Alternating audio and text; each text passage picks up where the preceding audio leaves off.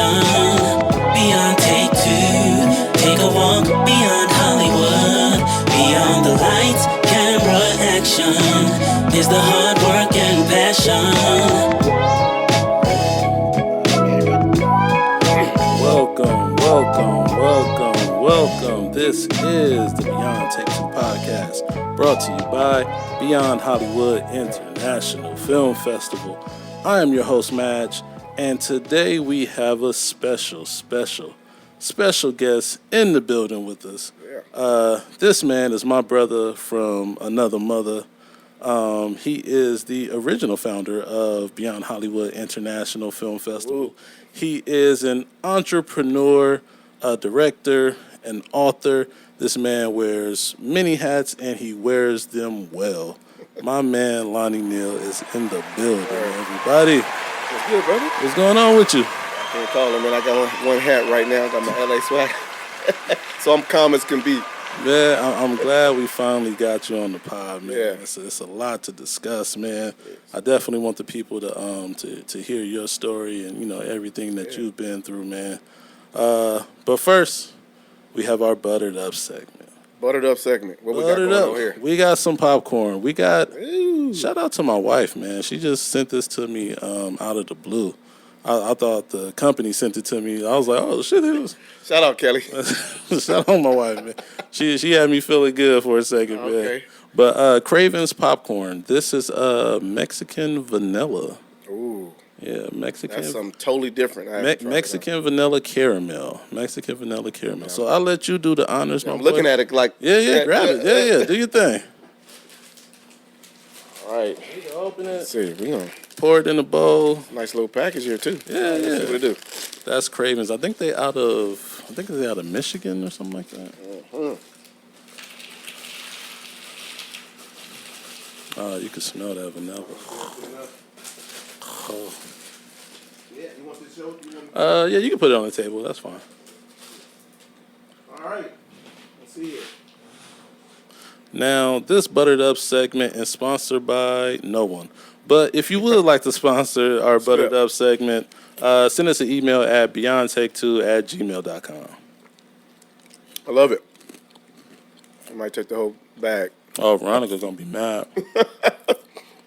Veronica, this is pretty good. Veronica, you're going to be upset that you missed today. This is good popcorn. Like, it's gonna take us like 5 minutes to start the show. Right. This shit's flight. Yeah. Yeah, we don't need a couple minutes. On a scale of 1 to 10. I'll give this one a 9. Yeah. I can't give nothing a 10 yet because there's more popcorn out there, but Right. it's crispy, Yeah, it's just right. The butter, yeah, oh God. yeah, it's good. Yeah, Hey, Kelly. I'm gonna have to join you at that 9. That's really good. Yeah, it's up there. Cravings, wonderful popcorn. That is, yeah, we definitely gonna make a clip of this and tag you guys in it because this is some really good popcorn. Yeah. Appreciate you guys. Thank you, Kelly, again. My wife. Love you. Thank you for the popcorn. All right, so Lonnie, Yes, sir.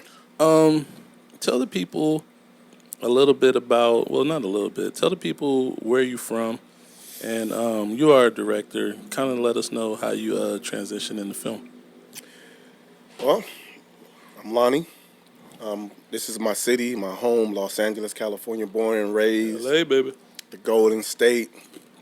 Been all over this beautiful state, up north, down south. Film, up until I was, well, first of all, going back, dude, like, I always enjoyed movies as a kid. My grandma raised me, and when I first moved with her, I was like a bad kid. Dude, I was getting kicked out of schools. I was in foster care. And the minute my grandma finally came and got me, my auntie came and got me first, and my grandmother, Okay. she set me down. Now, if you don't mind, Yeah. why did they have to come and get you? Like, how'd you end up in foster care? My mom wasn't able to take care of me, and she was a drug addict at the time. Those rolling 80s hit us hard. Yeah. Me and my sisters, I got three other sisters. One passed away. Rest in peace. Rest To in her. peace. And then, you go through the circuit of foster homes, and then you go to what you call McLaren Hall, where I was at. Okay. McLaren Hall is a place where a foster home is, when they're too full, they basically, you go there. If there's nowhere to go, you go to McLaren Hall. You go to McLaren Hall. It's like a big place full of children. Okay. So from there, that's where my grandma came and got me. Oh, so it's like an orphanage almost. You can say that. It's like a holding facility, orphanage. When I got there, I think I arrived maybe like 1 o'clock in the morning. Shit. Yeah. How old were you? Oof. I was like, I want to say 10 or 11. Shit. Yeah. So I was already living with my auntie, and then that fell apart. Okay. Long story short, police had to yeah. come get us. Oh, okay. Yeah. And they take you to McLaren Hall until Yeah. you get placed. Yeah. And from there, I stood maybe like 3-4 months in there. Shit. Yeah. Now it was you and your sisters? No, actually, my sisters, they got split up. We all got split up. Damn. They went to a foster home right at maybe a week after. I stayed in McLaren Hall for a little longer. Okay. I'm guessing that everything was just full. The foster parents wasn't really having any room for a young boy at the time. Right. And group homes was probably full. I don't know the technicals about Right. why I was there, but I'm pretty sure it's some of that order. Okay. Where, about where I could have went, I couldn't go to. So, Right. so grandma stepped up. Dope. She stepped up, and she came and got me. And one of the first things she did was like, gave me a good meal in the movie. Yeah, and I remember it was like yesterday. I watched a movie called Bambi. Bambi was one of the first movies that I can really recall. Actually, I went to the movies as a young kid at like 4 or 5. My mom took me to see Friday 13th. Scared the shit out of you probably. Huh? Hey, every night. Couldn't sleep for a fucking week. Hey, every night. I was like 4 or 5. I think I just turned 5. And I'm in the movie theater. And you remember that? Oh yeah. Oh, vividly. I'm in the movie theater doing this the whole time. That's the I'm like, no, really the whole time. Torture. And she was going with her boyfriend, and Right. there was one to babysit me. I'm in the theater. Mind you, I don't know what Friday 13th is about. Right. And if I recall right, at the beginning of that movie, I think we came in late, but he was just walking. I'm looking at feet. I'm like, oh, this is cool. This dude just walking. He got a mask on. And it was like they were out in the lake somewhere, I think it was. Yeah. Crystal Lake. He pulled that blade out. That was it. That was over. It was over. That. From that point on, I was like,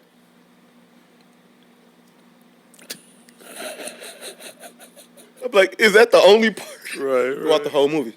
So yeah, that was my really first experience. But I didn't see the whole movie. It was just me looking at the projector. Right. Honestly. Right. But back to Bambi. Right. It's a big transition here, right? Right. Bambi settled me down for some reason. Like the mom get killed, didn't come home. Bambi. I watch murder movies. It hit you in your soul. Hey, it hit me as a little guy. I'm like, oh, this is touching. Right. And Bambi, he grew up as as we all know, if you haven't watched Bambi, the movie, go see it.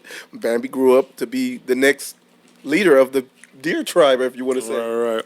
And I found that to be pretty interesting. I like movies after that. And I became a movie watcher, ready to watch any kind of film. My grandma had a collection of The Roots. The Roots, yeah. Roots. Mm-hmm. I watched all those at her house, too. Really? Yeah, it was pretty cool. Yep. So, that's like VHS. How many tapes was it? It was like 7 or 9. Wow. 7 or 9. And you went through the whole thing? Went to the whole thing. Interesting. Went to the whole thing. I can tell you verbatim, all the way from the African tribe beating on the drums when he was born on all the way till he was chopped his foot off and hobbling around there. Shit. Yeah. Yep. So I don't think I ever seen Roots. you don't see Roots? Never watched it. Gotta check it out, man. I've probably seen like one of the movies, but It's a I good was picture. I was young. I don't remember it. It's a good picture. Yeah. It's a good picture. Well, pictures, Right. It's a good collection. They did a great job with the cinematography to making it look back the way it looked in every film. they took the time and really carved out. Really did it right. Yeah, they did it right. So shout out. I didn't even know who directed that, or I gotta figure that out. That'd be a good one to go back and. Right. Yeah, I gotta figure that out. Good picture though. Very good picture. Okay. Educational too. I'm sorry, I keep eating this popcorn, y'all. Oh man, I'm right behind you. Get out of here. That shit's flying. You might have cut a break in here. Veronica, I'm sorry you missed this one. It was really good. And I do have an extra bag, but I'm taking it home, so you're not gonna be able to get it. Sorry, Veronica. Shout out Veronica. She's at the Voice. She's working right now. She's at the Voice working right now, doing her crafty thing. Shout out to Veronica. Yeah, Veronica. You my dog, but this popcorn is really good. Yeah, you missed out. You missed out. But it's all good. You be back. So you've been a fan of film. Yeah. And of course, I know all the answers to these questions, but I'm gonna ask you anyway. So like, did you get into film like during school, or what happened like as you were growing up? No, coming from where I come from at the time, Yeah. I think dealing with my environment was more of idealistic thing for me to do than focus on anything. And my grandma did everything she could to raise me, which she did a great job. Shout out grandma. Right. Of just making me a gentleman and putting me in sports. Sports was really like the transition for me. Right. It wasn't anything that outside of sports that kind of, I had a clue about doing or had an art. Right. I wasn't an artist. I didn't know how to draw. I wasn't thinking about nothing but just football, basketball, those things. Right. So, as I got into high school, I realized that I can be smart because I had dyslexia, and I still have dyslexia. Right. But I was able to join certain classes to learn how to read better, how to write, spell. But if I didn't get that help, I'd probably be still seeing things totally backwards. And I'm left-handed at that, so a lot of things didn't add up for me till later on. Right. In high school. But I did write a paper about how I wanted to be a director. I wanted to be a director, writing film. I always wanted to write about my life. Right. First, I take that back. I wanted to be an author, write about my life first. Okay. Because I had been through so much. Right. And then the vision came, I can actually make this possibly a movie one day. Right. So people laughed at me. They didn't take me serious, And I'm not going to lie, that kind of shook me a little bit. Deterred you, Maybe I better do something else. If I could barely read or write, I better think about something else. Right. I didn't even think about the script writing aspect of it. Right. So I just took it from there, man, and I just kind of got I went hard at sports. Yeah. I found that was my way out. It kept me out of trouble. Right. And went to school, graduated from Southwest, went to New Mexico, came back to Elko, which I guess that's part of the story a little later down the line, but Yeah. that piqued my interest. But you play football. Yeah. What position? Wide receiver I played football for the Rye High School, Crenshaw High School. You know about that school? Sad school. Sad school indeed. Yeah, man, I played receiver, number 8. Okay. And so after you graduated, you went to Southwest for 1 or 2 years? 2 years. 2 years? 2 years. And then you transferred to New Mexico. Yeah, I got a scholarship to go to New Mexico. Before I transferred, though, I did take a theater class, Okay. little journalism class, which really piqued my interest. Okay. Because that was my first time. Because journalism, you do also write in camera. You do with some camera. Oh, okay. Yeah. Okay. So I was able to, I'm like, oh, this is kind of cool. Right. So then I went to New Mexico. Okay. How was New Mexico? It was a culture shock for me. Yeah. It was a big change. Before I left, I grew up in Los Angeles, California. Right. If you guys don't know, you probably should know, especially deep in the urban community. Yeah. We're South Central. South Central Los Angeles. You're trying to survive. Right. You're doing everything you can to survive. And as a black man, there's more things you have to do to survive. You're fighting the grain against a lot of other things out there. Right. So getting to Albuquerque, it was like, wow, this is a breeze. This is a breeze out here. And then playing football. Right. Having a scholarship, getting everything at the push of a button, or food, practice, rides, friends, white, black, man, Latinos. It's just a combination of things. So I adjusted, but it took me some time to adjust to that, But football, once again, come back in the family, football family. Right, Help me right. out with that. Right. Yeah. Okay. So after New Mexico, how long did you stay in New Mexico? I did about a year and a half. Year and a half. You know, it's a Okay. whole story to that, but yeah, about a year and a half. Came back home. Okay. Okay. And what happened when you came back home? I had a couple a tragedy.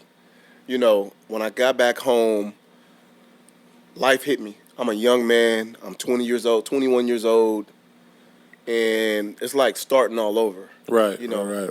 obviously my dreams was to keep trying to play football. Yeah. You know, and I wanted to get back into that, but you know, I had to find somewhere to stay. Yeah. My grandma moved. She was in Lancaster, Okay. Okay. and I just tried to figure out things on my own, which is the wrong way of going about that at the time. Right. And I hung with the wrong crowd a little bit. I was in a car club. I did have my car still, but you know, I got shot 9 times, man. Right. Blank. Right. You know, like I say, if you don't know, South Central was still in that. It's like day and night right about now compared to Right. South Central Right. back then in the early '90s, early 2000s, compared to now. So yeah, I had to deal with that situation, and I got through that. So tell us a little bit about that. Happened after you came back from New Mexico. Actually, that's why when I said I did a year and a half, Right, it's a right. part of that half. Okay. Okay. You know, Okay. yeah, the half was me coming back and trying to get things ready for school, like my car. Should have left that in LA, you know. In that summer, I was out doing some things, hanging out with cats, and basically, man, I just, you know, end up at the wrong place at the wrong time. And I got shot 9 times. The guy pulled out a .22 caliber, shot me 9 times while I was sitting in my car, point blank. I can reach and basically grab the gun. Shit. You know, and He was then that close to you. Yeah, he was that close. You know, and from there, I had my first vision. You know, it was just me laying on the ground by myself. Couldn't see any blood. I seen blood before I had the vision, pumping out and be like an oil. You know, like somebody struck oil, just squirting out. And I'm like, oh, this is how it's going to end. You know, you hear the gunshots, you feel the first one. After that, everything is just like boop, boop, boop. Your life flashes before your eyes. So I'm laying on the ground like, all right, Now let me ask you a question, and this might be a silly question. go for it. Like, when you feel the first one, Yeah. like, what does that feel? Does it hurt? Is it like what is that feeling? You know, that's an interesting question. You feel the first one, and I think the first one went to my abdomen, lower abdomen, right there. See. And he, you know, because I was laying down in a position to where he couldn't even see my face. I'm like halfway out my car, and my lower abdomen is sticking out. So I'm working on a tweeter. I don't know if you know what that is. Yeah, the tweeter. speakers. Yeah, Yeah, little yeah. small speakers. You know, they really small. You got to get really close. Mm-hmm. Wires. And boom. And he didn't even see your face. He didn't even see my face. He seen the car. He seen the car. In the car, and didn't realize who he was actually shooting. So, okay, no, keep going. So, Yep. So at that point, I'm in a position to where I'm helpless. right, You know what I'm saying? Right. Now, lo and behold, I did have a gun underneath my passenger side back seat. right, That's why I hid my little gun, because I was still in my life in that arena. right. But just think of if I was going to reach for that, Oh yeah, I had to be smart. right. So I had to just kind of like let him shoot me, Just had to take it. instead of putting my head in position, Right. or my heart. Right. So half my body's out, and he hit me exactly where he should have been hitting me. All on my right side of my body, lower abdomen, you know, shoulder. Yeah. And thank goodness my head and my heart was inside of the car still. Man. And so I got hit 9 times on the basically right side of my. Actually, I got 2 bullets in my lungs right now as we speak. I got a bullet right next to my heart that beeps every day. That reminds me of that issue. Jeez. Yes. So, yeah, he hit me there, and then you know, he took off his bandana and was like, "Oh, my bad," just like that. So he saw your face and he said, "My bad." And he said, "My bad." Yep. And I said to myself, like, "Who the hell is this dude?" You had no idea who he was. I had no idea. In fact, the first thing came to my mind while he was shooting me was, what did I do? What did I do to deserve this to somebody? So you wasn't out there like gang banging, hitting fools up. I And didn't steal. I didn't kill. You know, none of that. I didn't take nobody girls. I was about to say, you took somebody chick. Nah, I was a player, but Right. Wasn't nothing no, like that. it shouldn't have mounted up to that. But I did figure out what happened and why he shot me, though. What happened? Basically, someone I was hanging out with. Someone that you were hanging out with. He thought I was him because he seen him in my car. He was driving your car, or he just seen like. It was at the same spot where I got shot at a week prior. And my friend, so-called friend, we were leaning on my car. And he did ride by on the butt, but I just couldn't get his face, you know. Right. He was pointing. I said, hey, man, you know that dude? He was like 4 guys with him. And my friend at the time looked at him and said, oh, no, I don't know him. That was a lie. He actually knew him. He actually beat the guy up in jail. They jumped him in jail. So I'm like, all right, man, but let's get the hell out of here because you can tell when the situation. Right. You know, in LA, you get a feel for things. You get a feel for location. You get a feel for people. Right. And you get a feel for when things are about to happen. Right. You gotta go. So I'm like, hey, let's get out of here. This dude was looking, he pointing, and he calling other homies and stuff like that. So we got in my car and we left. But I came back to get it fixed without him. So the first thing he sees early in the morning is, oh. The car, he back. And he see legs hanging out. Right. There he is. I told him I was going to get him. And he's slipping. So that's how I got shot 9 times. Damn. Real talk. Yep. Well, thank God it was a 22. If it would have Yeah, anything bigger. Actually, a bullet traveled and it stopped right at it's millimeters away from my heart. Right now. Right now. Insane. It traveled away from my hip line all the way across and got right up there. Yeah. And they can't take it out. I used to save money to try to go get this stuff done and get it out because I have lead poison now. Right. One of the bullets fragmented in my hip and hit my hip bone and I guess it cracked. But this crazy economic explosion out here. Economy is crazy, so the savings that I was, right. I went to just basically living, man. Yeah. So I just gave up on it and just trusting God. I hear that. One day I will get him out, though. That's for sure. Right. Yeah, I feel you. That's crazy, man. It is, man. Healthcare system can't get bullets out of you. Nah. No, I do feel this. I'm just starting to, in the last year, I'm starting to feel the one that actually fragmented. I can feel it hurt sometimes when I can feel it and it's pressure. Like right now I'm touching it.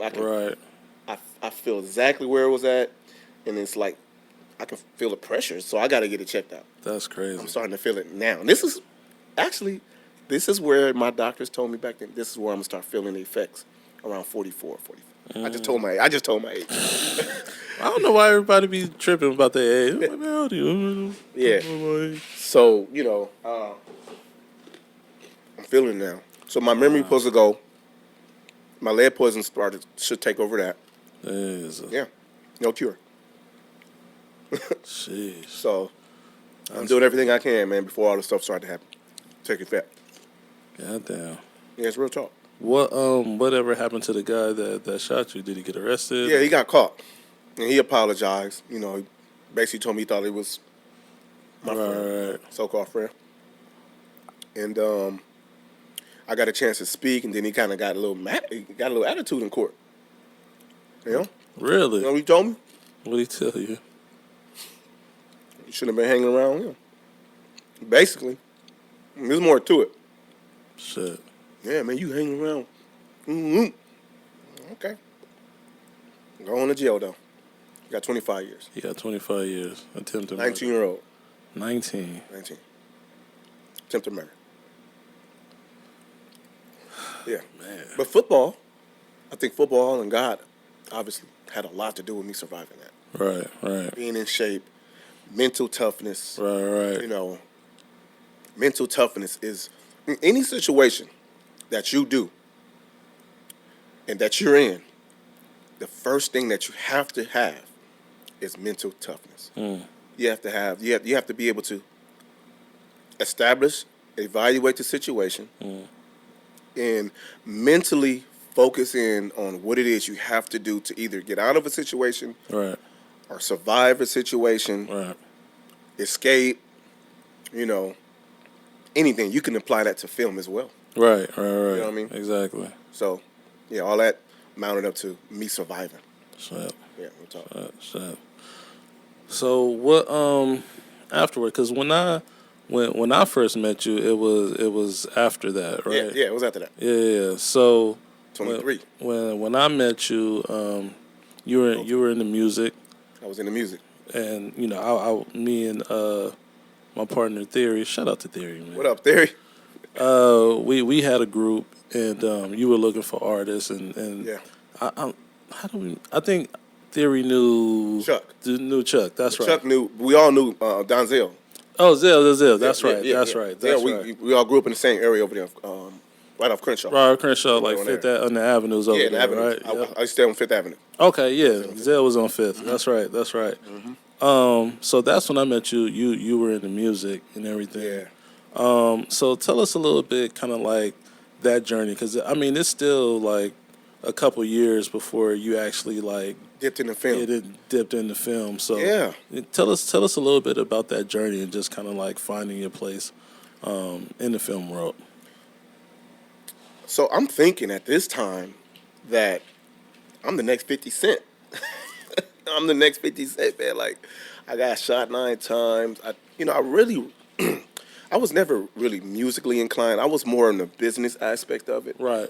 You know, just so happened that my best friend, shout out Mr. Wiseman, Chuck, was What up, Chuck? he was more musically inclined in writing. He was like, man, you need to be in this. It's your life we rapping about. I'm like, all right, so I got in the group, but I started a label called Flockers Entertainment.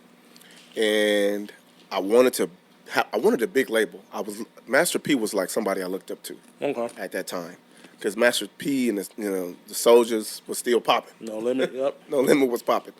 So I kind of modeled after Master P. I wanted to build from that. I knew I had the street smarts to actually do it. I had a cousin named Pooh, rest in peace. He passed away, but he was an engineer. Okay. Did Bruce? Yeah, he passed away. Yeah. Are you serious? Yeah. I thought I told you that. Damn. Yeah, he passed away a couple years ago. Are you serious? Yep. How'd he die? Heart. He already had a heart problem throughout his whole life, but Shit. his pacer went out during the pandemic. He died during the pandemic, and he got sick. He had got COVID, and then he was by himself. While he was by himself, that's when he had the problem. Shit. Yeah, COVID took a lot of people out, man. Fuck. Yep. But Rest in peace, man. Yeah, man, rest in That peace, dude was boo. legit. yeah, it was dope. He brought me in. He welcomed me into the studio. And then he was like, I was like, hey, I'll pay you to be the engineer. I'm about to put together a crew. He was like, all right, bring him in. And so that's when I brought in my crew first, and then we brought you guys in. You guys actually, you in theory helped me realize that my rap mind, my music and clientele was just what I know. But you guys, the way you guys was writing, the way you delivered the music, it was like, wow, it's a lot to this. You know what I'm saying? Right. And so the business part was mine, and I still didn't dig too deep in the business. I just was modeling after Master P. Right. I wanted to be 50 Cent. Right. So I just kind of threw all that in the basket and started my music legacy. And I didn't do bad. We made some money. Yeah. We had mixtapes. I think you was featured on a couple, at least one of the mixtapes you had to do. Yeah. Yeah, we did shows and things like that. So about 3 years went by just in that circuit, and then I went off back working in my community at Audubon Middle School. Right. Okay. And that's where I met Eugene Henley, Big U, shout out. And he kind of mentored me into music. And from there, man, Nipsey Hussle, another rest in peace. I know it's a lot of rest in peace on this podcast. Right. But these are important people that had a lot to do with our lives. Right. Obviously. Right. In transitioning us into the entertainment world. Right. So Nipsey Hussle. He was managing Nipsey at the time, and I was mentored by him, and he taught me a lot about the business. Yeah. I lost track of my entertainment business because it wasn't moving fast enough. I didn't have the patience. I wanted to hurry up, make the money. I wanted to get signed, but I didn't know it's a process. Yeah. In music, it's 4 or 5 years before you break. I wanted it to happen in a year. I didn't know. Right. So yeah, Nipsey and Eugene Henley was the big cap on my music, just in entertainment world. They taught me a lot. Right. So, after that, you go into you ended up writing a book. Yeah, Tell us a little bit about the book. yeah. The book is called "I Know Why I Lived," Right. and it was a challenge because, first of all, don't forget I'm dyslexic. I have dyslexia, and I just began to learn how to be self-motivated at this time. Excuse me. So it wasn't a fear for me because after getting shot and living through that, Right. mental toughness, I gained that experience. Right. I also gained empowerment of myself, and I wrote the book. I know why I lived. And writing that book was a relief for me because it got me over the fear of writing, for one. And a shout out to Miss Katie Law. She helped me write the book. Dope. She was a teacher at Audubon Middle School where I worked. Dope. And still a friend of mine. And I wanted to show people, young men in my community, there's three aspects of the book. We're just going to stick on this one for right now. There is a way out. There's a way out. No matter what your education is, no matter who is mentoring you or who you have, a father, no father in the home, there's a way out. And if you're doing something that you are doing that's not legal, let's go straight to it, Right.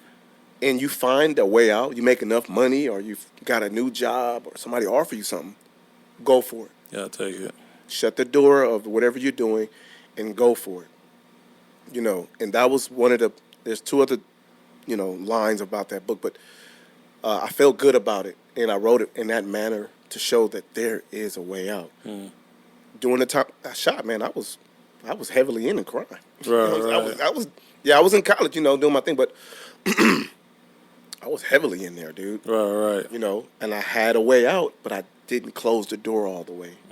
I left it open, and then when I got shot, after they took my scholarship from me, I was like, man, I'm about to go back. I'm about to go back and do it even worse, harder. And that's what I did. But the book, back to the book though. By the time I understood life. Right. I understood the principles. Right. About myself. I understood mind control, mental toughness, and I wrote that book in that nature to give back. Yeah. That's what's up. So now, a couple of years go by after, with the music and everything. Like you said, you was being mentored by Big U. When did you decide that, like, you know what, I'm gonna really dive into this film thing? It was 08. It was okay. 2008, 2009, I was working at Audubon, and like I said, Big U, we was just getting this contract signed by Nipsey. Nipsey was just finishing his first mixtape, and I was taking trips with these guys, and it's still music though. Right. It had nothing to do with film. Right. And we get back from, New York, and Big U was like, "Hey, this little camera right here, which is a Canon 5D Mark II. If you know your film guy, you should know what the Canon 5D Mark II, what it did, how it changed the industry, totally changed the DSLR game, where you can do still and video in HD. You know what I'm talking about, guys." The camera was expensive at that time, but they shot a music video, Nipsey Hussle's video, on a Canon Mark II, 5D Mark II. And I had no idea about cameras. I knew that one day I wanted to be, a long time ago I talked about being a director, but I always like directing people. I like being a leader. I knew that much. But I didn't know about the camera. But, Big, you told me about the camera. One day, we was in his office. Nipsey Hussle walked in. He asked me to do him a favor. I'm like, all right, what's up, bro? He was like, hey, man, come in the back. And at that time, I had a music magazine called Fresh Buzz. Right. Actually, he was featured in that magazine back then. And Nipsey was just so supportive to me. Right. You know, he was like, because he was on the front cover, and I still have that on my Instagram. You know, you can go to my Instagram T2K Pronto, and look at that. It say Nipsey, it say Hustle on there. You push the little button. This is that video that I'm about to explain. He said, "Man, just point it at me." I'm like, "All right." So I picked the camera up, and I click the video, and he did his thing. You know, he was like, "Yeah, this is my homeboy. He got a new magazine." You know, you see him on the front cover, and as I'm looking at Nipsey through this camera, I'm like, "This is cool. I like this right here. You know, I want to do this some more." Right. So I picked that camera up. I went to go purchase it. I saved my money. I didn't have it. I was working a 9 to 5, not even a 9 to 5. It was 4 hours a day at the Out-of-Bound Middle School after-school program. I was barely surviving, dude. But I know I wanted to get behind that camera. Right. So Right. that was my first encounter with just the camera itself. And I directed that set right there. That was my first time. Basically, I was directing. Right. And I fell in love with I fell in love with being in control right there. So that was 08, let's say 09. Oh no. Okay. Yeah. Okay. So when did it happen to where you actually started? Because you did something about your life, right? You did a short about your life. Yes. So what happened to help you get to that Transition. point? Yeah. You know, I got serious about it. I kept just messing with the camera. And as you know, as filmmakers or beginners, it becomes like something to do. Go out and film the landscape, the city. So I started doing music videos. Big U had this Final Cut. He had all the bells and whistles, the computer. So I would go to his house, and I would just mess with the editing stuff, learning that on my own, learn the camera, learn about the shutter speed. I still didn't know it bad, but I just knew that you can, change that, the iris, and all that good stuff. Then I started to make money off the camera, shooting videos. So I opened up a store, and I had a hair product called Flawless Human Hair. I was selling wigs and hair and all that stuff. But as Amazon got bigger around this time, I was losing money. So I said, you know what? I better go back to school for something. So I went back to school for film. I went back to school for film. And from there, I really fell in love with it. I understood the technical things about making films the right way. At the time, it wasn't about making a movie. It was just about learning the aspects of camera, lighting, equipment, and getting certified. So that's what I did. I went. I was not gonna tell my age, but I'm an older cat. I'm in there with younger guys. Right. In production school. So I learned it, and then you brought up the film, Sibling Survival. Right. So I wanted to do I told myself I'm going to do a movie to this book. God gave me a platform now to do it visually. So my very first short film was Sibling Survival. And after graduating from school, I went ahead and did that first. Right. Okay. And I met a lot of people at the time. Right. So, all right. It was a good picture. Very, very good picture. Yeah, very touching. It was very touching for me because it shows the beginning of the end of my happy life as a kid. If that makes any sense. Right. Yeah. Okay. So you got the film bug. What is it that you really wanted to accomplish with doing the films? Like what stories are you trying to tell as a filmmaker? Well, as I started to learn film and learn myself first, I think directors and film writers, producers have different angles of film they like to approach first, at least. Right. And we tend to do things that we know Right. in film. Right. We write about things we know first to get just acclimated with some of the techniques of filming. Just the writing process, right. So I find myself as a very cinematic life drama kind of filmmaker and director. I like to surround myself around my environment, what I grew up in, and trying to write my own narratives for my community and myself. Right. So I like more of the drama type films, more life stories. Right. I'm just now starting to dig more and more into documentaries. we did a film, in Africa. We went to Right, Africa, right. and you was a part of that. It was an eye opener for me out there, Yeah, definitely, right? definitely. So between drama and documentaries, I think I'm sticking to those types. Obviously, I do want to venture out in the future, Right, right, a little thriller or something like that, right, right. action, all that comes with budget. Budget. But those are two paths that I want to take right now, and that's what I'm favoring right now. Okay.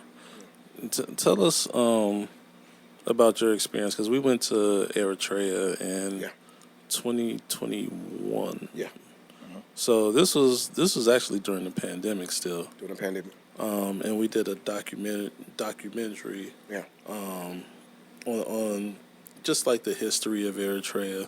Eritrea is in the Horn of Western Africa. well, yeah, like Northwest Africa, Northwest, right? yeah. Yeah, right by the Red Sea. That was your first time, and that was both of our first time in time the motherland. Africa, yeah. Yeah. What was that experience like for you? I didn't realize how much an impact it was going to make until I actually hit the ground. We talk about the motherland, but there were some moments out there where I almost was in tears. Right. You know what I mean? And you get a chance to go, like, every ethnicity have a home. Right. And living out here in the States, this is our home, but the heritage is not there. Right. Right? Right. Where the kings or the queens are, the tribe leaders in our, in Right, certain right. cases. So we grew up, our heroes and our heritage is more of coming out of slavery, Right. Right. inventors, Right. Martin Luther King, the Malcolm X's, and that's where our legacy kind of starts. Right. Harriet Tubman fighting for us and things Right, like right. that. So going back there to get history and seeing African Americans work together, going to museums where you can get history from Lady Bouillon and things like that, it was touching, dude. It was a mind-blowing event, and you learn some things about how our ancestors were treated as well Right. through Right. war, Right. and also the beautiful thing, how beautiful it is out there. Right. Right. Right. As a kid, and watching films and shows and documentaries, Africa wasn't projected to be a beautiful place. Right. Right. It was always kind of like, if it went in the jungle, you were in the dirt. Right, right. You know what I mean? You were hungry. You had no shoes. Yeah. You barely had anything to eat. Yeah. No clean water. Yeah, flies all. Right. So to hit the ground and see civilization is perfectly put in place there. Right. Education is free. Right. Medical is free. Right. Right. Got a chance to go out there with a friend of mine named Dwayne. Yeah. And we were Hadnet. Shout out to those guys. Hadnet really gave us an eye opener too. She took us to some places that really, I think everyone, if you get a chance to go out there in Africa and visit, go visit. Yeah. So Yeah. it was really touching. No, definitely. I think it was. Yeah, I mean, obviously, I boo-hooed while we were down there. Yeah, you gave up. I gave up the tears, man. I couldn't hold it in, man. I tried to. Yeah, it was tough. But, yeah, man, I mean, it's just interesting to see, especially Eritrea, because, Yeah. it's a country that has, like, the last, I think it was like 50, 60 years has just been a war. Just war. You know what I'm saying? Like, Fighting for freedom. fighting for Freedom fighters. you know what I Shout mean? out to the freedom fighters out there too. Yeah. Just with a neighboring country, just, border disputes and all Ethiopia, that. right? Ethiopia. Yeah. And then, they talked about, some other foreign enemies that they had, Yeah. that Teamed up and tried to. teamed up and tried to Yeah, take we're not over. gonna mention them, but they Right. we might be sending one. So, and I mean, it's like you said, like the way that Africa is, Yeah. portrayed. Yeah. Do you think like that's intentional? like the way that it's portrayed, like in television, movies, things like that, in on the Western Front? Do you think that's intentional? I think we got. If we talk about time, what time we're talking about, I can kind of answer that better, right? If we talk about back then, absolutely, absolutely, right? If we go back some years from now, yes, absolutely, because now that I know film, it's a lot of planning when it comes to making a project. We call it pre-production. You know, and if you're going to put something on television, it's going to be some pre-production. There's going to be meetings where producers are saying, this is what we're going to cover. Where a director is saying, no, this is how I want this to be portrayed. Right. There's a writer that's saying, oh, we're going to write this narrative for this part of whatever we're filming. Either here or Africa, right? As we know this in film, we know that there's a pre-production meeting almost for every shot, for every different location. We talk about it, and we get a shot list. What we call a shot list is a list of things that we're going to shoot, whether it's a close-up, mid-shot, you know, establishing shot. So absolutely, absolutely. You know, interviews, right? I think that played a major part in how the narrative came out. We could have got certain interviews about the educational piece, the truth. You know, Right. Man, it's interesting because, you know, for a country that's been at war for the past 50, 60 years, yeah, you know, there's still like some infrastructure that they're trying to build out and everything. yeah. I mean, they've only been at peace, they said, well, like the past 10 years, 10 years, or something 10, like 11 that. years, yeah.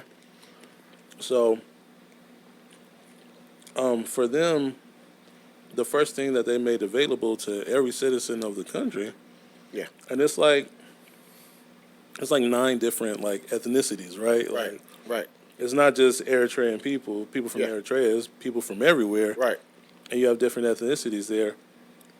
The first thing that they did was free education Right off the bat. and free health care. Right off the bat. I mean, Free dental, all that. yeah, it's like it's very interesting. It is, you know, and you question sometimes about some of the economic moves that we make here, and you know, that's why I was happy to do documentary. Right. I was happy to go out, and I didn't expect to get the knowledge that I got. Right. You guys should check it out. It is on YouTube right now. But it was a great experience, but also a great educational. What's it called? Eritrea, the Hidden Gem. Yes. Yeah. Eritrea, the Hidden Gem. So that's a full documentary. It's pretty nice. Yeah. Definitely. So documentaries, dramas. Oh wait, no, I want to go back because it's something you said. Because you said that you said like there's a pre-production for pretty much every shot that you shoot. Yep. So the way that Africa has been portrayed, you saying that it's pretty much been planned out that way. Now, do you think that? And I know you can't speak of certainty of this, but like, do you think that's from a place of people visiting and wanting to show Africa in a certain light, or is it more propaganda, like this is how we want to showcase Africa? You know, I would say it's a mixture. I know it's not an answer that everybody want to hear, but I think definitely a mixture of all of it. Because if you want to plan something out, you know you're going to execute it in film. You're going to get out there and do it. And at the times where most of this stuff was, and some of the stuff is still shown this way, by the way. Right. And I don't know how much education in these high schools or film our students being educated about Right. some How of the things. film works, right. And that's part of our job, right? As a filmmaker, it's part of my job. You know, sometimes if you show someone how green the grass is on the other side, they may want to go. If you get my message there. Right. They may want to take their vacation money and go out there instead of spending it somewhere else. They may want to just go out there and help even more, you know, or explored some things that's really happening. Right. But if you keep it away from certain people, Right. then they never know how much the grass is green on the other side. If that makes any sense. No, that makes a lot of sense. Yeah. And it's funny because I remember like when we like a couple days before we went out there. I don't know if you remember this, but I went on it's a site. It's a government site. Yeah. And it's like, hey, should I visit such and such? Yeah. And like there's like 4 levels. And I know what you're talking about. and Eritrea was like level 4. Do not go. Like You will not come back home. you will not come back home. There's mines in the Right. It's mines and you can step on a fucking landmine and yeah. at any moment. No. Total opposite. Yeah, it's and it was the We are home. complete opposite. And I would almost stay there if I didn't have my family and everything going. Nah, it's definitely different because obviously out here in the States it's work. Right. Work. You know what I mean? Shit, we put in what 12 hours a day. We do. Ourselves. We do. You know what I'm saying? Just And there's work out there too. You have Right. to put your time in Right. Eritrea. Yeah. Right out of high school. yeah. So there's some pieces that still, I think that it's still educational to a lot of we didn't know. Right. But to be feared on the way out there was like, ooh, wifey like, I don't know, man. You sure you want to do want to go? Right. And you the first person I came at it with. Like, Right. hey, we got the opportunity of a lifetime. Right. They want to hire my production company, man, and but there's some ifs about it. Let's look at, the ifs was, we may not come home.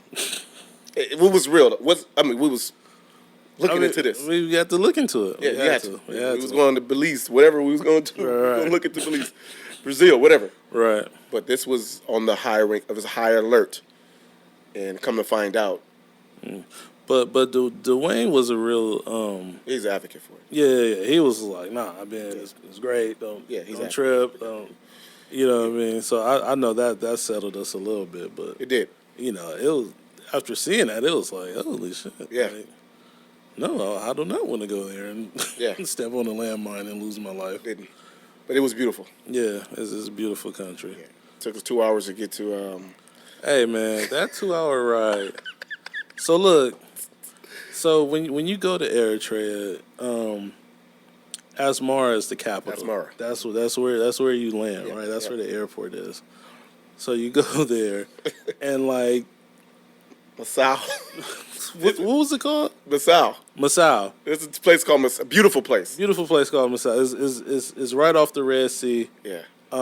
Very beautiful, but it's a 2-hour drive from Asmara to Masao. It's not a regular drive. And you have to go down like a mountain, and you're 2 hours on this mountain. It's not like 30 minutes on the mountain. It's not like you're going straight either. Right. You are going curving down a mountain, barely any rails. I don't think there was any rails. I actually taped it. That's what you call when you speed. What you call it when you speed it up? You get it taped. Yeah. I got it on here, dude. So maybe we can pop this on up. We can edit this into yeah. I'm gonna put it on there. Yeah. It's about 1 minute worth of that. That's long for. Yeah. So when we were going down, I was cool. We had a couple people in the car that were kind of like, oh, like, nah, I ain't. Nah, but I was kind of cool. Our driver was good. But when we came back, we're basically like going back up. And we're just about to hit the mountain. And our driver is driving, he's talking shit, and we all talking shit, everybody, da-da-da-da. And you hit one of them sharp turns. Man, he hit that curve and almost lost control. And this was right at the beginning of the mountain. Yeah, you shook. Hey, I was done the whole time. Hey, I'm holding on. You know that little handle that they have, like right above the.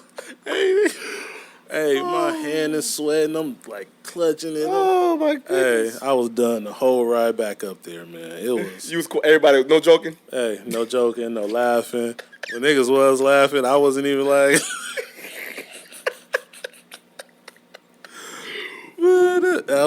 that was a tough trip back up the hill. But man, once we made it, man, I was like, never taking that trip again. Oh my goodness. That was crazy, man. So, what's your next project that you trying to work on? What you doing? Yeah, so I worked with a couple guys on a few other projects before I got to this where I'm at now. Yeah. Shout out to Omar. We did Connected. Connected? Yeah, we're gonna bring back Connected. But there's a new film. You gonna bring it back? We're gonna bring it back. We did. We did the series, and we're gonna go hard at it. We're gonna bring it back after I do my next project, which you call Believe. Right. Tell us a little bit about Believe. Yeah. So Believe is a film. I'm trying to make it a feature film. It's tough, you know. Right now we're on strike. Everybody's on strike. Right. You know. Nobody working. Nobody's working, and basically doing this by myself. And it's cool because thank God I went to school and I know how to wear a lot of hats when it comes to film. Right. You know, I'm not going against the grain, anyone. I'm doing this on my own. You know, don't prosecute me, please. I'm not working in the studio or working. You ain't with, hiring no scabs. No, I'm not hiring no scab. No. I wrote it myself. I'm doing this by myself. You know, with the help of a couple friends. I want to call it a docu-story. If I want to be frank, a docu-story. Okay. And it's basically about. There's a poem called Footprints. I don't know if you guys ever read that. It's a poem on the internet. If you type it in, go to Footprints. It's about a man or a woman who has a dream. They're dreaming they're on the beach, walking by themselves, and then God starts to walk with them. There's two sets of footprints. And as time get hard, this is kind of where, you know, people don't understand the point, but during the dream, the guy he has, or the woman, has visions, and he visioned his life. And every time he visioned his life, he looks at the footprints, and it's only one set of footprints.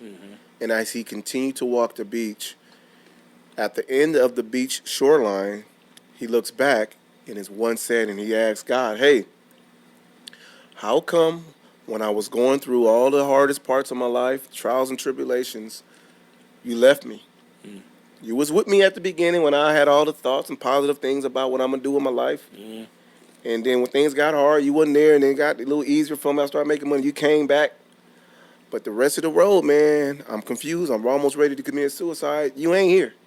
And at the end of the poem, he said, my dear child, that was me carrying you through all of those rough times in your life. So I just use a reflection of my life a little bit, some incidents where I'm reflected back on my life. And I actually wrote that script out, docu-series out, and I'm kind of, it's based off my life a little bit.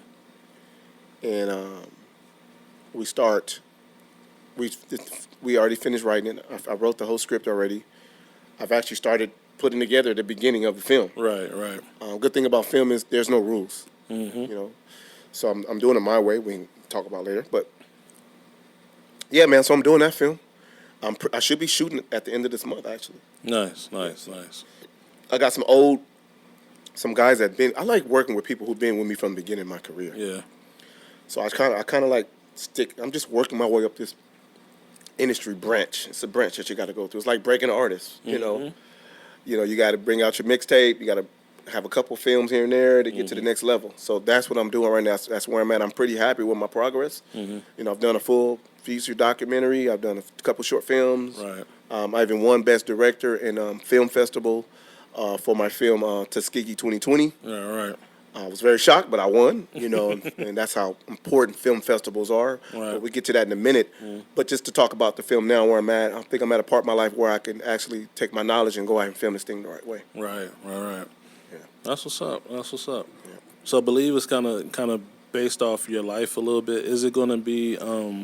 You said it's going to be a feature film.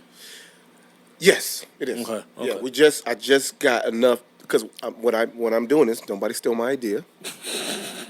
And I don't, like I said, there's no rules in film, right?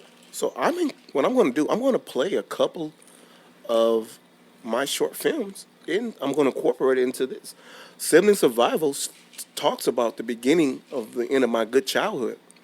I'm going to reflect back in my film on that moment in my life. I'm going to play that and believe because it's a vision that I have. And as for example, I'm not actually in the movie. I'm going to have obviously an actor, but he is going to say, God, what about the time when I was first my mom moved out the house with Richard? What about that time? I remember how it was.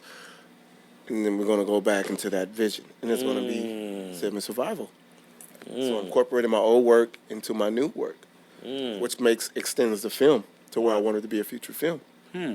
Yeah, and then we're going to reenact the day when I got shot. We're going to have a guy pull up to the car and shoot me 9 times over and again. Just that moment in my life. I'm going to reenact that part and walk the beach. And now throughout in the beach walk, I run into about 2 different people. I run into a woman, and she explains to me how God is always with us. Just can't see it. Walk by faith. And then the next guy I run into, he talks about. Oh, I don't want to get a film away. Hold up. Right. Whoa. Yeah, I'm about to say you giving up the goods. yeah. Right now. But yeah, it's a different kind of shoot for me. And it's no rules. So who said I have to do it the way this is done? So I'm doing it this way. Now, why believe? Well, a lot of people. It starts off. It goes back to the poem Footprints. Yeah. Walk by faith, not by sight. During this day and time, I try to. There's a lot going on in my life, point blank, and then with everyone right now with this economy, and I keep talking about the economy, but the mental stages that we all just came out of during this pandemic. Right. It was tough on everyone, all the way down from the average guy to the president of the United States of America. And a lot of people lost faith, and not just religion. They lost faith in themselves. They lost faith in their spouses. Right. And also careers. A lot of good things happen in some people's career, and a lot of bad things has happened.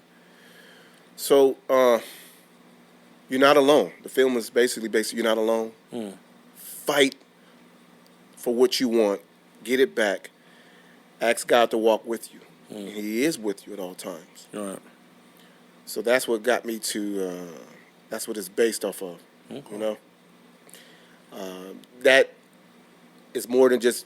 I know I base it off the poem, but it's absolutely more than about religion, and it's more about God. It's about strengthening yourself throughout these trials and tribulations of life. Right. Right. Mental toughness is important. Right, because I see you on the gram. Yeah. You've kind of been in. It feels like you've been inspired. Yeah, absolutely. To inspire. You know what I'm saying? Absolutely. Like you really want people to not give up on themselves. Absolutely. And that's what it feels like when I see your videos. I'm like,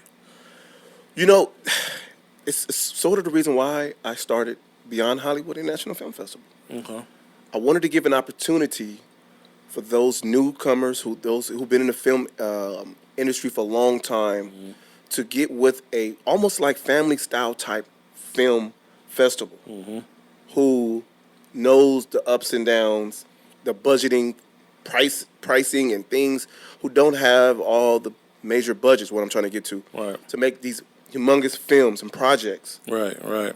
And I'm pouring all that into myself, into my gram, like you mentioned, to help give, not even to help, to give back. My number one thing right now is to give back. I believe God made the earth. The earth is giving back to us every day. It gives us seed. The seed gives us food, which is fish. It gives us air. The air gives us birds, which is our food that we eat.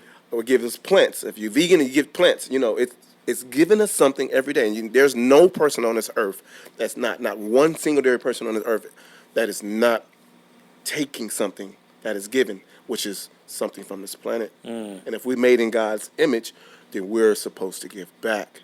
And to give back is what I'm doing. I'm just using the platform that is given to me now, which is Instagram, film, Facebook. These platforms are allowing me to reach a certain amount of people at one time instead of getting on the grind, because it's needed.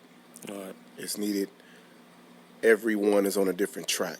We all in a train. We all in a train, right? We got different loads on our train that we're carrying, different parts of our lives that we're pulling, but we're on different tracks. If I can find, and what I'm trying to do is find a medium, a place where people can come to get encouraged, Right. to get a little bit of just, let's say, vitamins Right. to life, then I'm happy. If I can save one life, if I can change a person in the morning when they wake up, and obviously where I come from, a bunch of young African American men look up to me and what I'm doing. If I can help change their lives as well, Right. new filmmakers, anyone who's looking to be a part of anything, to just give them the basic tools to be successful. Right. That's what I want. That's what I'm doing. I hear that. Yeah. I hear that. Let's talk about the film festival a little. Yeah. What made you come up with doing a film festival in the first Ooh, place? this is gonna be a honest. What's the honest truth? I want the honest truth. So, like I said before, I wanted to give an opportunity. I went to YouTube. It's two halves to this, by the way. I'll make them quick. I know I'm talking a lot. There you go. I went to YouTube, and I realized there's so many films on YouTube. Independent filmmakers are just resorting to just giving away, and I don't want to say giving away, but because they're trying to find some traction somewhere. Right. Putting their films, their short films, documentaries on YouTube, and not even giving themselves a chance, and some have, to go to the circuit of film festivals. I wanted to create an avenue for them, a new lane, a home to where they don't have to be scared or anticipating them dropping their films in these mega film festivals not getting accepted, which I'm just call Hollywood. We're going to make it Hollywood right now. I wanted to go beyond Hollywood. I wanted them to know there's something beyond Hollywood. There's a home in L.A., which this is one of the capitals of entertainment, Right. that offers the same kind of, beyond Hollywood will offer the same kind of attributes and futures as a major film festival without having the big budget. Right. I'm not trying to downfall any other film festival. Right. They had to start from somewhere too. Right. But there's certain criteria that they require. You can have a very good story, right, and very good film, but they want to know your budget. Who are you? Who you directed? Who else participated in the film? Give me your in music it's EP. In this case, give me your history, your short film. What have you done? Right. Your press kit. Your press kit. Yeah. Here at BH, let me see your work. We appreciate the work habits.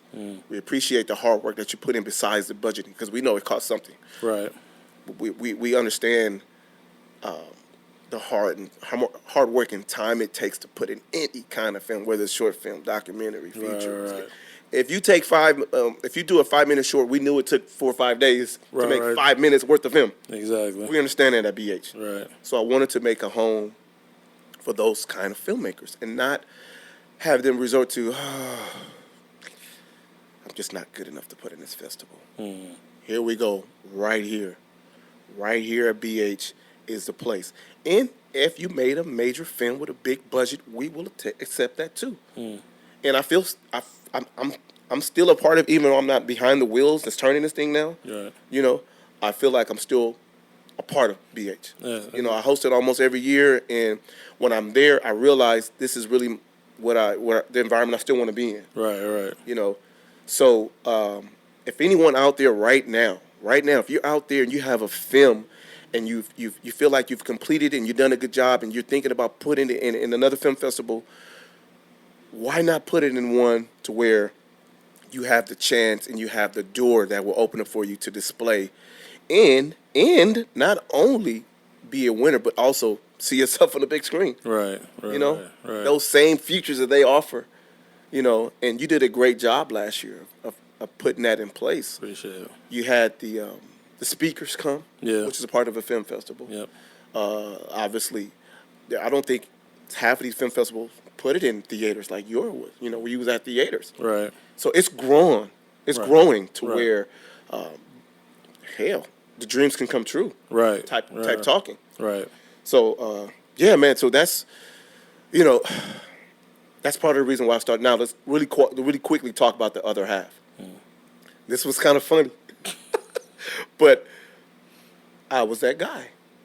I wanted to put. I'm not even gonna put the film festival on blast. Right. But when I first got out of school, I put Sibling Survival into a film festival. Go check it out, guys. It's very nice. It's shot well. My cinematographer Jeffrey, shout out to Jeffrey. Shout out Jeffrey. He's a hell of a cinematographer, DP, excuse me. And I met him. He's a very good friend of mine. He helped me do the project. You helped me do the project.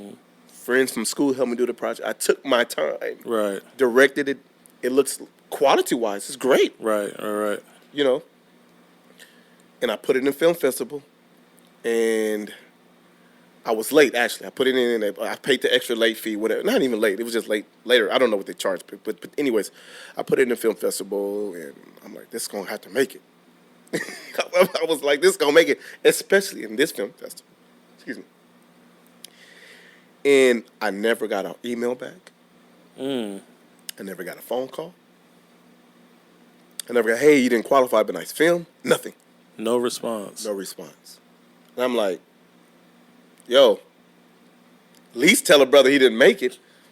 You know, I'm not going to put this film festival on blast right now, but that also inspired me to go out and I hope it inspire everyone else. Listen to me. I'm sorry for talking so much. No, you good.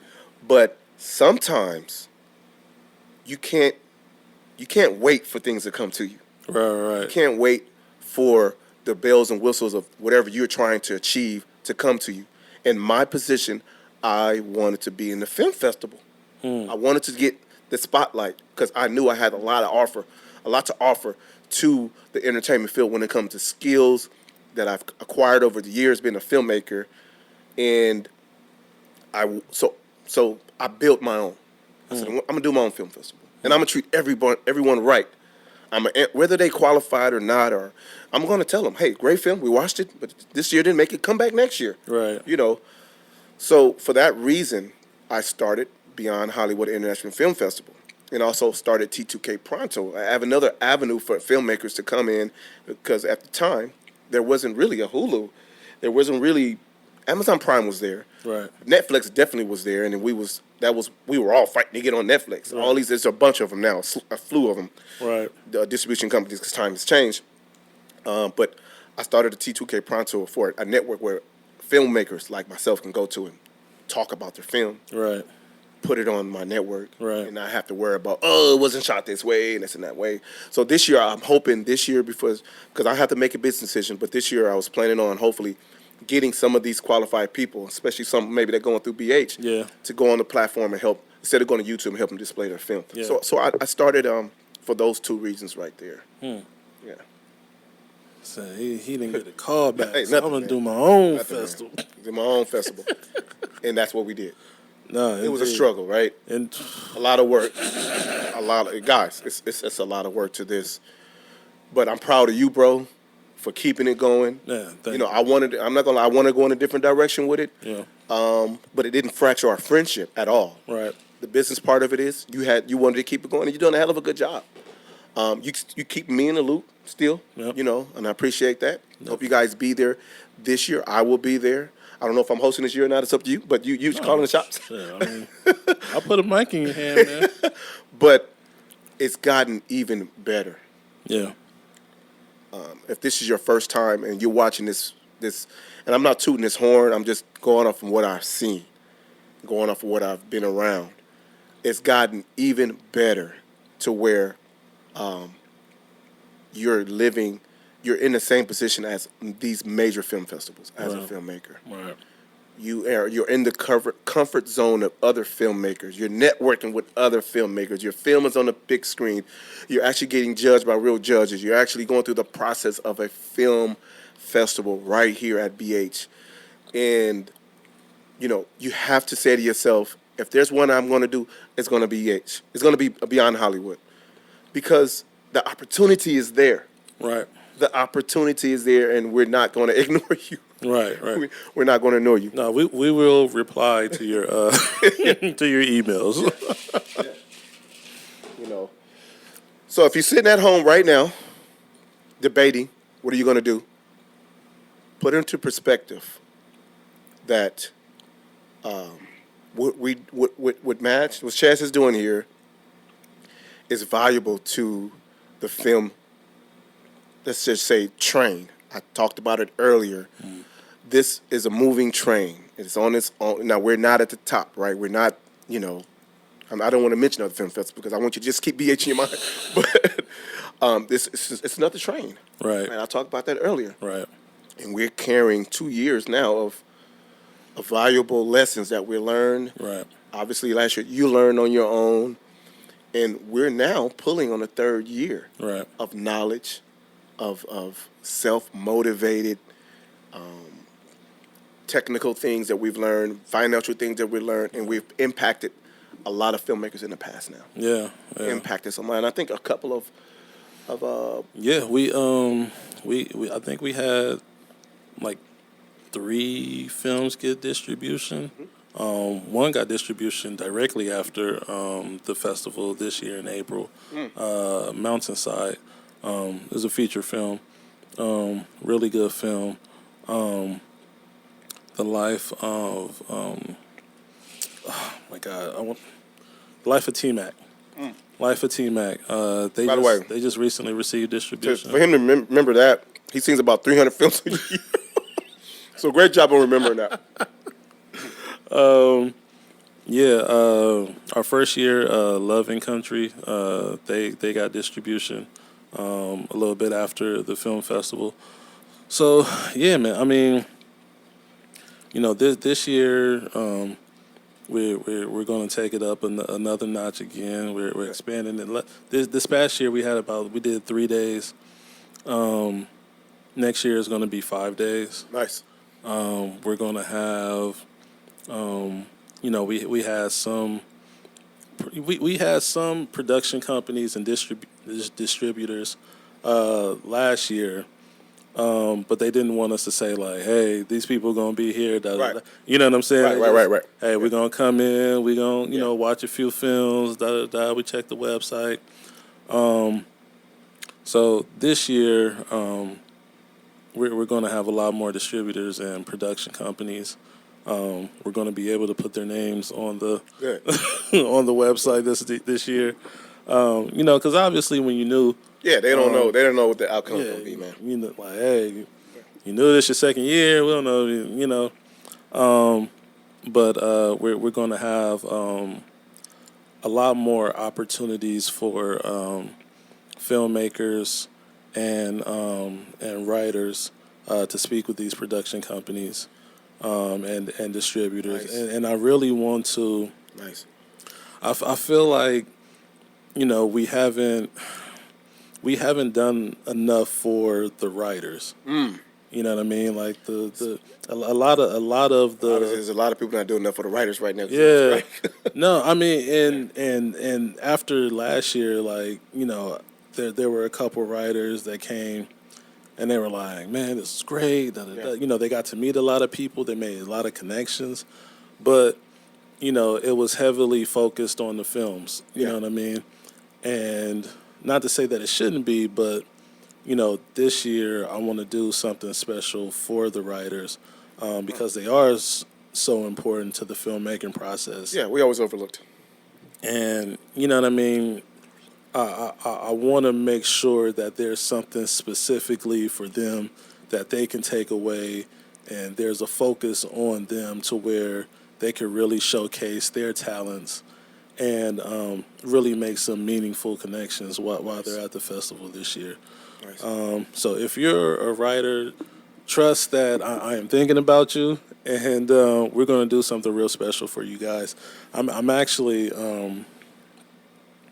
No, I'm not even gonna say it, but we're working for last year we gave out like $3,000 for the featured screenplay winner. This year I can't it ain't set in stone yet, but you working the numbers up a little bit. We gonna do something we're trying to do something much better than just that's cash. that's pretty big. Yeah. It's important. And even the first year, we gave her like 10 grand. Where is it? Well, that kind of, we were still learning, right? Still learning, yep. And the next year, you kind of split it up. Yep. And now next year, you kind of, oh, okay, this is how it should be. Mm-hmm. But the most important thing is that to their action, there's a reaction. Their action is to submit, and your action to reward. That's what's going on. We're not just standing by and fluking people. There is a reaction. Right. And it's getting better and better. Right. I wrote a couple screenplays myself. I'm not going to put it in there. I would love to win, but but I would do it. That's a conflict of interest. That's a conflict. But yeah, I would definitely do it. Yeah. I would definitely do it because people are paying attention now. They're paying attention. Their eyes are open, and some are like, "Oh, I wish I would have submitted last year." Don't be that person this year. Right. Submit this year. Don't wait another year. Right. There's some people that's sitting on 4 or 5 scripts that can do something. Here's the place to do it. You know what I mean? The opportunity is here. You know the old saying, guys. And it's gonna be a little different, but if you quit before you even start, if you don't submit, that's like giving up already. Right. You already failed. You don't have no opportunity. You don't even have an opportunity. Yeah. You gotta put yourself out there. It's a lot of ways people say that saying, right? I'm just trying to relate it to film and submitting your screenplays. If you don't even if you got it and you don't submit it, and you're thinking about it and you let it go by, and I'm gonna do it next year, then you're failing. Not to be hard on no one, I know we all have maybe financial problems and things like that, but if you, I'm pretty sure you might have a beginner's package to where if they get in there early, it's cheaper. Right. Yeah. Early bird so we talk deadline. about you got to the early bird deadline is from now until September 15th.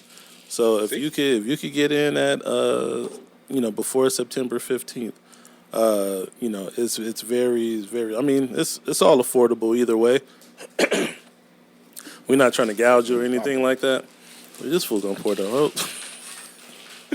Well, I mean, it's all affordable, but get in on that early bird pricing from now until September 15th.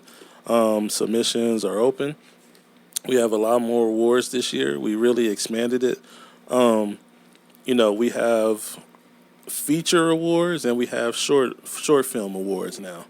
Because I mean, a lot of times if it's just best comedy, sometimes you'll have a short versus a feature. Right. And you know what I mean? It's hard to kind of compare the two. So we wanted to create a section for features and create a section for shorts as well. Nice. So if you got you got your best feature, romantic feature, comedy, horror, thriller, you got the same thing on the short side as well. And we also did something new this year. We created in all categories. So sometimes people want to submit for best actress and best comedy and So if you do 3 or more submissions, if you want to do 3 or more submissions, just go to all categories, features or shorts. Oh, that's different. It's a little it's probably like if you submitted to, for example, if you submitted to 3 categories and it was $30, if you do the all categories, it'd only be $25. That's pretty cool. Yeah. Those are opportunities I was talking about right there. Yeah. Those are things that other people ain't really doing. Right. So you could submit to all categories. You're going to save a lot of money. And, you really get to put your people on as well. You know what I mean? Like, if you want to submit for a supporting actress. Yeah. Or, your main actor or your director or your cinematographer. You could do that through the all categories submission button. So, yeah, man, we definitely trying to, just give people more of an opportunity to get their film seen in front of the right people. Well, we all know why this thing started. We talked about that. Mm-hmm. And you're absolutely on that right track. You're on the track. You did it already. This is just multiplying it by 2 now. Yeah.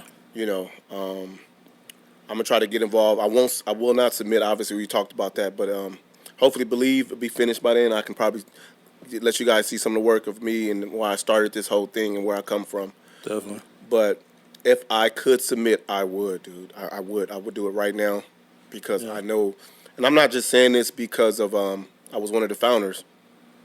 I'm saying it because it's a proven machine. Right. It's a proven thing that's been done. Right. You know, and sometimes people look at certain entities and they're not as big as others. This is up there now. But we're treating everyone with open and welcome hands. Right. Definitely. You know what I mean? Definitely. So if I would. Trust me, I would. If it was me back in 2019, I think 2018 when I first submitted, if I knew BH was, I would do it. And I'll probably be on a different scale of where I'm at from now.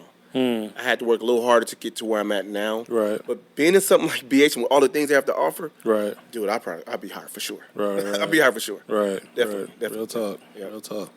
Yeah. Well, look, it has been Lonnie Neal, everybody. Yes. Appreciate you for coming in, bro. My pleasure. Yeah, definitely. Glad to be here opening the week. You know. Yeah, man. Hey, Beyond Hollywood International Film Festival is open for submissions. Yeah. You could go to bhiff.org or go directly to filmfreeway.com/bhiff. Like we said, we have a ton more categories, more opportunities for you to get awarded, and most importantly, to get your film seen in the movie theater. We will be in downtown LA at the Regal LA Live from April 24th through the 28th next year in 2024. Right by can't say Staples. Crypto. Right by Crypto. Crypto.com. Yeah. They might be going back to Staples as I hear. Really? Yeah, they might. Yeah, trying to get it back. Yeah, crypto just don't sound right. And plus, crypto then took like a hard fall. Like, They have. yeah, it's They have. ain't nobody buying crypto. Yeah, no so more. you be right there with a Lakers play. Come on down, man. Downtown LA. Look, this year, one day we had the Lakers playing. The next day, the Clippers were playing. We had a couple Phoenix Suns come to the movie theaters while we were doing it. Yeah, man, it's a fun. It's a good environment. It's a good environment, man. It's a fun time. Restaurants are running hotels. Oh yeah. It's it's LA Live, so it's whatever you want to do, you'll be able to do it there. You know what I'm saying? You will not have a boring time at Beyond Hollywood International Film Festival. So we hope you submit, and we hope to see you there. If the people want to follow you, how can they get in contact with you? I mentioned it earlier. You can go two places. You can go to Instagram, where a lot of people. You can go to T2K, the word pronto, T2K pronto at gmail.com. This year, I plan on going really hard at trying to get independent filmmakers to at least put their short films after they finish the film festival circuit. So, and there you can also email me at t2kpronto@gmail. That's too much popcorn. Email me at t2kpronto@gmail.com as well. I plan on spending a lot of more time under that brand, and that means time to connect everyone. That's how they can get me, bro. Indeed. Let's connect. This is the Beyond Take Two podcast brought to you by Beyond Hollywood International Film Festival. And we just finished episode 29. Wow. With my man Lonnie Neal. Yes. He almost at 30, man. Look at it. Look at God. Our work pays off. Look at God. But we appreciate you guys tuning in. If you are listening on Apple Podcasts or Spotify or watching this on YouTube, please hit that thumbs up. Hit that subscribe button. Let those algorithms know that this is the type of content you want to continue seeing. I want to thank my brother Lonnie for coming through today. Still eating popcorn? Yes, sir. Thank you to my wife for sending this delicious popcorn. Thank you to Cravens for making this delicious popcorn. And shout out to Veronica one more time. Hey V, I'm so sorry. I tried to get it around, Veronica. I'm so busy, but yeah, we gonna talk about that. Hey man, I'm so sorry you missed this popcorn, Veronica. You would have gave it a 12. We appreciate you guys tuning in, and we will not be here next week, but in 2 weeks we will be back with another stellar episode with an incredible guest. So we will see you then. You guys take care of yourselves, love your family. Go submit. And make sure you submit. filmfreeway.com/BHIFF. We will see you guys soon, all right? Peace. Peace out here. Beyond Take Two, take a walk beyond Hollywood, beyond the lights, camera, the hard work and passion. Beyond take two, take a walk beyond Hollywood. Beyond the lights, camera, action is the hard